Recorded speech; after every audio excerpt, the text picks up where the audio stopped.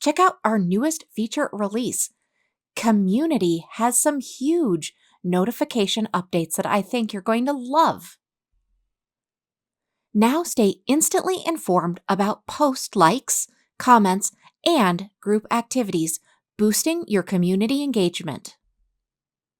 Why it matters and how this is going to help you and your business. With this update, you're going to receive an in-app notification for post likes and comments. You can now notify all group members about the new post using the @everybody-mention tag. You'll also now be able to enjoy both email and in-app notifications for various events, from the new member request all the way to course availability. Let's go ahead and first access your group. This is going to be under memberships, and then within communities, you're going to click on groups. Now, this will be there if you've created a group. From there, I want you to go ahead and click the login button for that group. And now tap the comment icon of the post.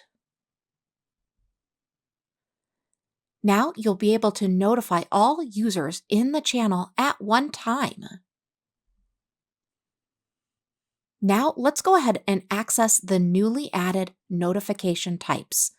Simply type on the notification icon that looks like a bell, and you're going to see this menu open up. Now you'll see both all and unread, and this is where all of those notifications are going to sit within your group.